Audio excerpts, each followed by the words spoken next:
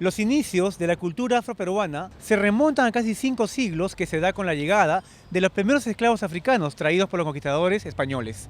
Desde entonces, una historia se tejió en torno al encuentro de culturas y constantes fusiones que se dan tras la conquista, el virreinato y el periodo republicano. Estamos en el frontis del Museo Nacional de la Afroperuanidad, donde se recoge toda nuestra historia afrodescendiente. Conozcamos esta huella en Lima, donde se tejieron miles de historias que hoy son tan nuestras. Bienvenidos a Lima al Paso.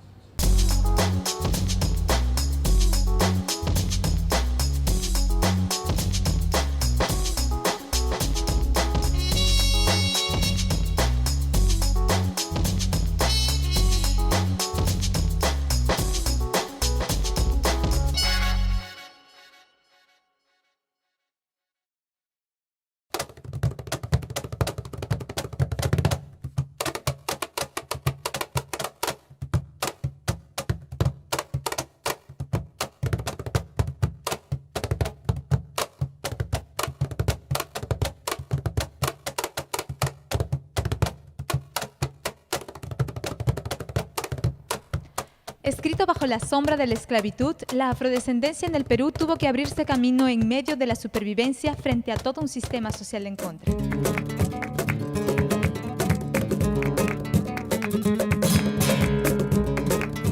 El camino ciertamente fue largo, dejando una innegable presencia histórica. Los primeros afroperuanos nacidos en esclavitud tuvieron que elegir entre adaptarse o escapar hacia lo incierto. Hablar de afroperuanidad es hablar de identidad, ¿no? De una construcción secular, centenaria, ¿no? O sea, pero de una construcción que no es solo romántico-nostálgica, sino es la construcción de la identidad de muchos pobladores, de muchos ciudadanos que se han encontrado con otras culturas y que consciente o inconscientemente, primero de manera relacional, se han acoplado con esas culturas, se han mimetizado con esas culturas, tanto que en algún momento resulta hasta difícil identificar qué es lo propio y qué es lo apropiado.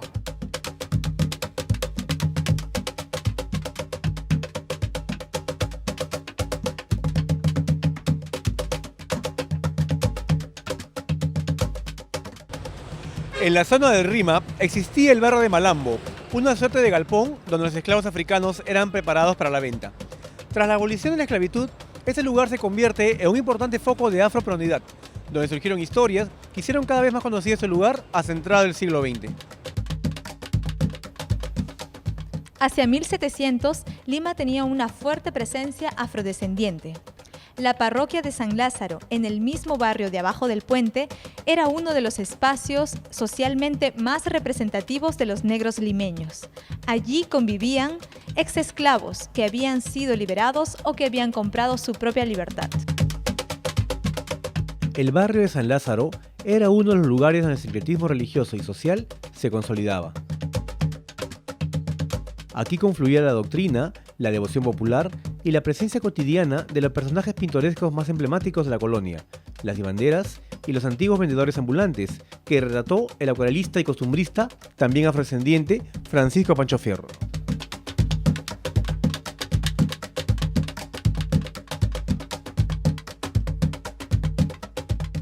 Precisamente, el arte de Pancho Fierro ha sido crucial para entender la cultura de la Lima virreinal y republicana, así como la presencia de la cultura afroperuana y su participación social.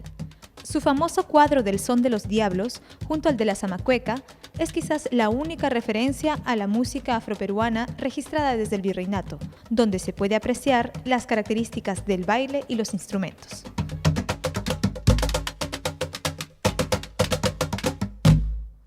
Viví dentro del seno de una familia de negros. Fui criado en un barrio en Tambo de Mora de negros. Estudié la primaria en un colegio dirigido por religiosas dominicas de la Inmaculada Concepción, que tiene que ver mucho con mi vocación sacerdotal. Y la religiosa un día dijo que nos iba a decir a todos cuál iba a ser nuestra carrera en el futuro.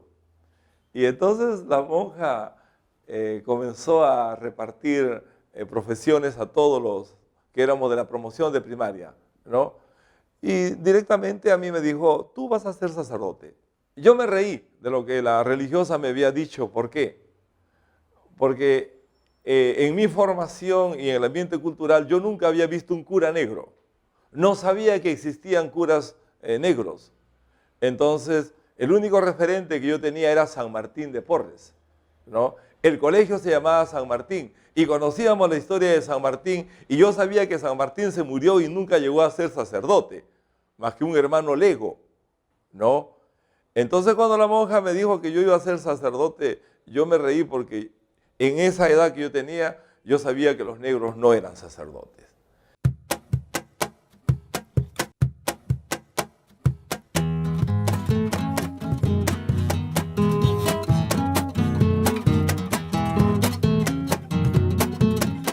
Desde la fe y la devoción, la presencia afroperuana ha sido aún más notable con la figura del primer santo afrodescendiente en América, San Martín de Porras, quien nació en Lima. El llamado Santo de la Escoba ingresó como fraile a la Orden de los Dominicos y pese al prejuicio de la época, logró ser elegido de Dios. Un mulato, hijo de afroperuana y español, al que la fe le abrió los brazos y que representa la posibilidad de unir la diversidad. La propia imagen del santo, tal como es representado, reuniendo a perro, pericote y gato, es quizás la mayor expresión del deseo de integración y tolerancia más allá de las diferencias. Por su parte, la devoción popular al Señor de los Milagros es la expresión religiosa más representativa del Perú en el mundo y lleva consigo un enorme componente afroperuano desde sus inicios. Se dice que la imagen fue pintada por un afrodescendiente de origen angolés.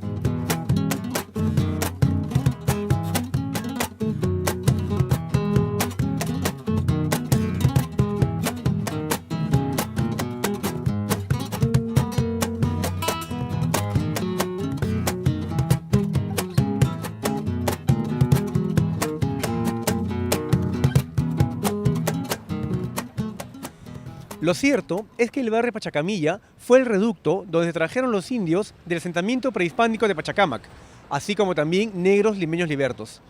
Esa fusión cultural dio lugar a un sincretismo que se tradujo en un Cristo moreno, cuya fe popular recorre hoy en día las calles de Lima.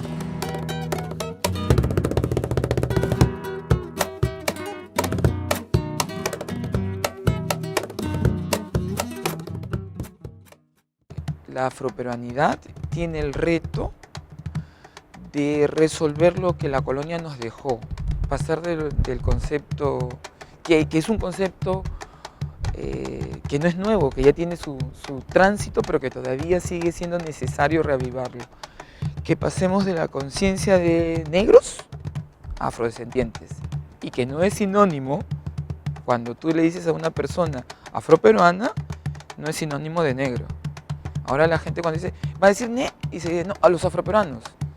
Pero entonces si parece, mis primos hermanos pueden ser alguien como usted, que lo son, de hecho. Y entonces, no, él ya no es afroperuano, entonces ¿qué es? Ya no eres, y ahí te quedas en suspensivo, ¿qué? Porque ya no es negro, ¿no es afroperuano? Porque ya no está oscuro, ¿ya no es afrodescendiente? ¿Qué entendemos por esos conceptos? Entonces esas sí son cosas que tenemos como retos y que debemos trabajar para la afroperuanidad, ¿no? Uno de los aspectos más importantes es la revalorización de la música afroperuana, impulsada por personajes como Porfirio Vázquez, Nicomedes y Victoria Santa Cruz, que reescribieron la historia, estudiando y rescatando la tradición para darnos el festejo y los ritmos negros del Perú. La música salió del cajoneo y la quijada, de los callejones del Rímac, de los barrios altos y de la Victoria, consolidándose en espacios populares, desde el Callejón del Buque y los festivales de la Valentina hasta el vinilo y el cassette. El boom de la llamada música negra representa un paso decisivo en el reconocimiento de la cultura afroperuana y su inclusión en la identidad nacional hacia la segunda mitad del siglo XX. Aparecen los músicos, los cantantes, las inspiraciones, los temas y las figuras, y se baila el alcatraz en las residencias limeñas y la cultura revive con ritmo, color y sabor.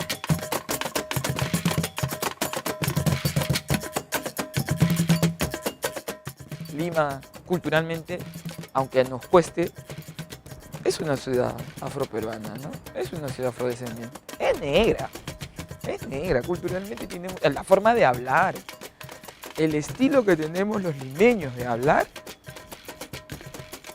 ¿no? Y escúchanos, pues, y tú puedes decir, tú te vas y te paras a escuchar y es el limeño. Y al toque lo sacas, ¿no? Entonces, efectivamente, es un estilo que no se parece al de ninguna otra ciudad de este país, ¿no?